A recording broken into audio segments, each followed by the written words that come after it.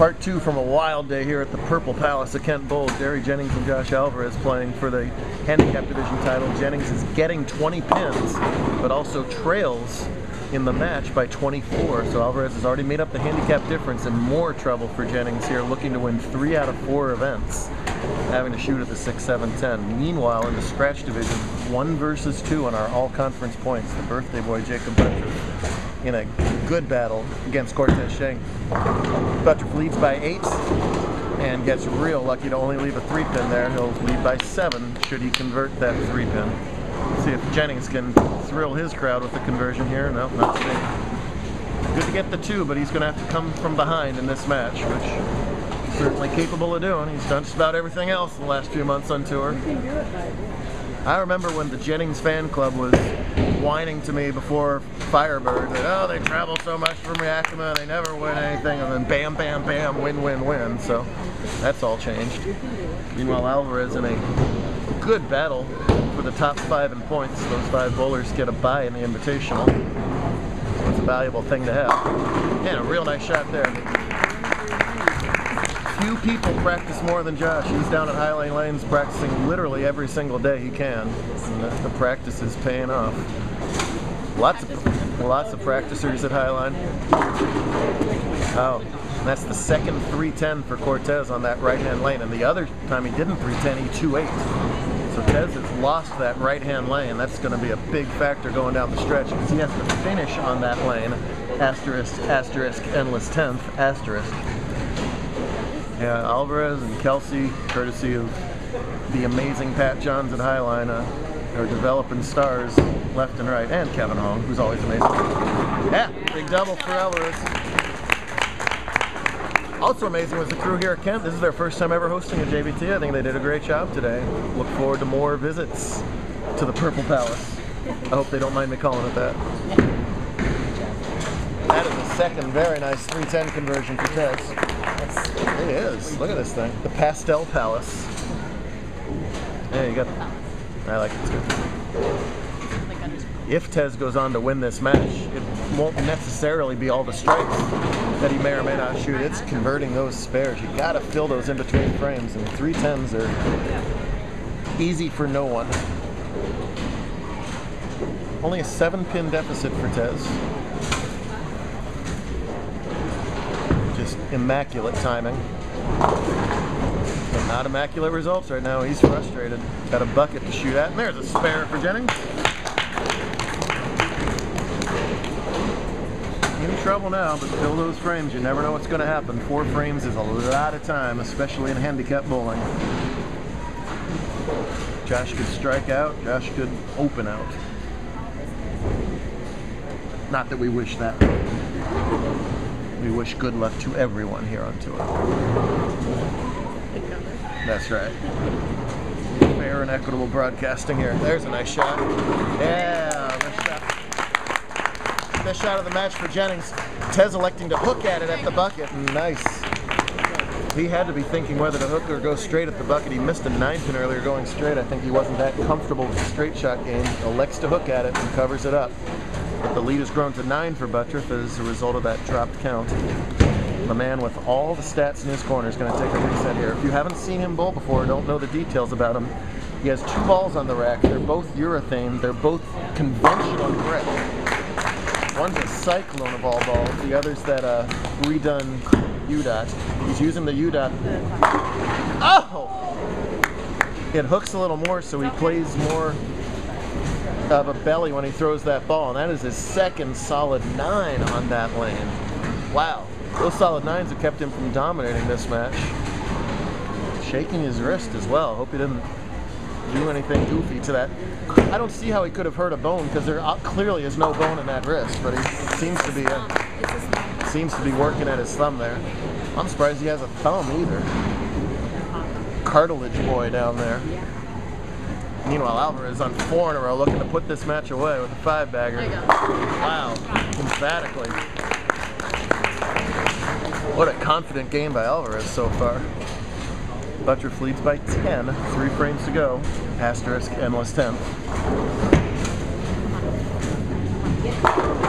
Right there. Boy, it's just so good at just sucking that 7-pin off the lane like nobody else we've seen in quite a while. Jennings has to double up here. That's a good shot. Yeah, there we go. Responding to the challenge. That's how you win all those titles in such a short span of time.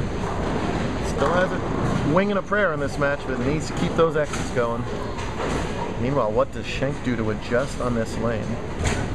310 or 28. Let's see if he can get right in between the two. He likes it. Yes, there he goes.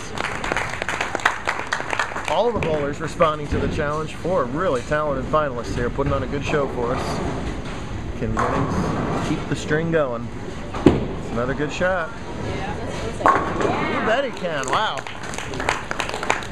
Game on and game on. Refusing to back down.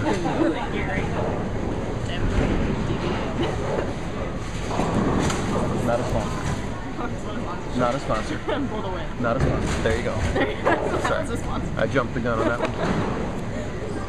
Crucial shot here for Cortez, obviously.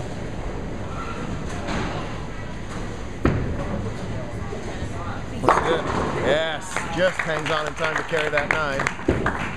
Alvarez still working on the 5-bagger. Oh, does not quite trip out. 5. He is going at a 236 scratch pace. Jennings can strike all the way out for 202 plus 20 for 222. So if Alvarez can stay clean, he'll still win the match no matter what Jennings does. Oh, boy, and after those solid 9s, just crept up a pinch high. Could have tripped the 6, did not this time. And the birthday boy has to shoot that 6-pin. And he will trail by 1 if he converts it. My goodness, going down to the wire again in the scratch division. Alvarez has it. He'll just need to mark him the 10th to lock up his 2nd career title. Oh, look out. Get a little herky-jerky at the line there. I didn't know if that ball was going to hold on. Goodness, he throws urethane. Among the other ridiculous stats that Buttrick is putting up this year, if he wins now, he'll win his 19th career title on his 19th birthday. Oh, by the way, I mean 19th title of the season. He has won 18 titles this season, more than anybody else ever, and we still got a third of the season to go. Looking for his 25th career win, which is, I believe, 5th overall. Alvarez needs to mark. Alvarez has a mark. He's going to win the title. What a game for Josh. 10 on the pick for Jacob. Remember, if they strike on their fill ball, regardless if it's strike, strike, strike, or spare strike, they get to continue going as long as they can continue striking. Just like we had last match, the game could potentially end in a tie before or after the endless 10th frame kicks in. Testing my skills here.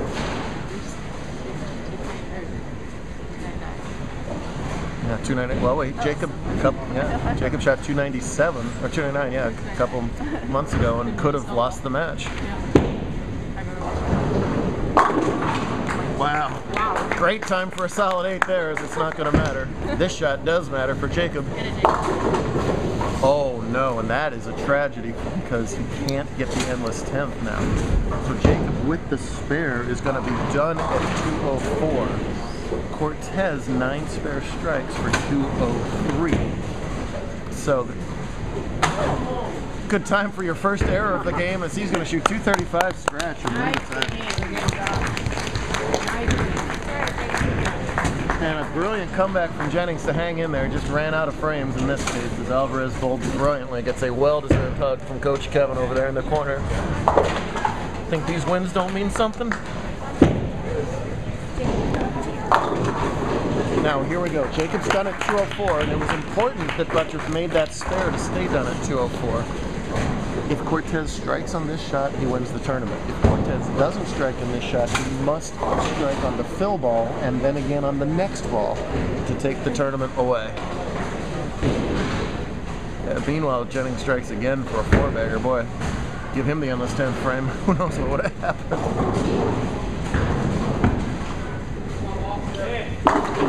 Oh, no. Tez cannot believe it. I'm not sure the crowd can either. Well, 1 versus 2 is going to come down to the final shots.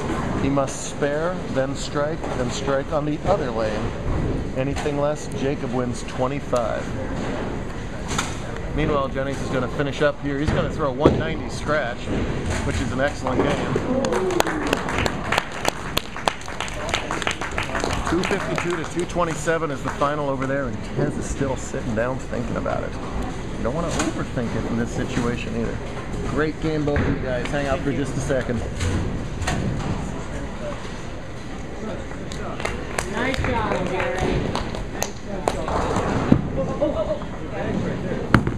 Just always got to put on a show. Now Cortez missed this 9-pin earlier, shooting it straight. I think that had a lot to do with. Why he's really thinking about it here. He's gonna go hard and straight at it.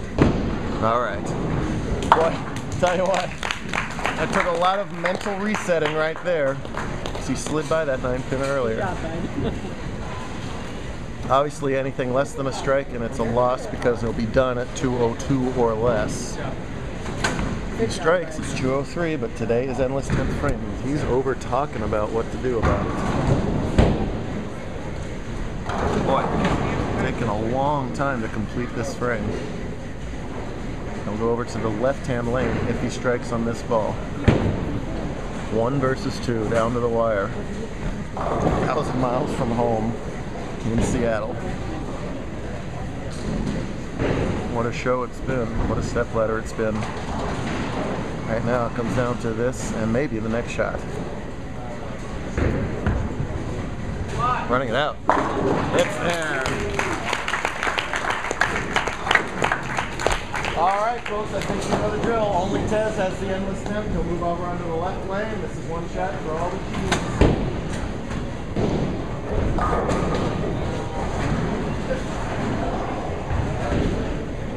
Only twice before has the bowler come from behind in endless 10th frame. Cameron Smith 2 years ago got beat up by Jack Frost, and the last game where Cortez came from behind to beat Brian. Those are the only 2 times it's ever happened. If it happens one more time, Cortez snatches the title away from Jacob.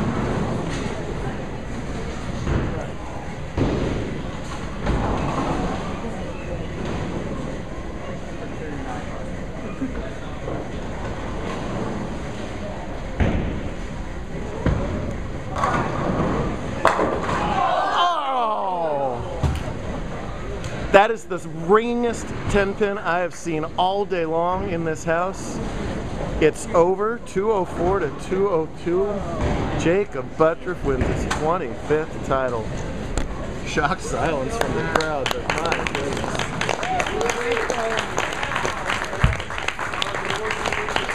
The most exciting scratch step ladder we have had in quite some time, an appropriately dramatic finish between 2 amazing bowlers. Well, let's do it all over again in Albuquerque in 6 days. Why not? We'll be there. Hope to see you there too.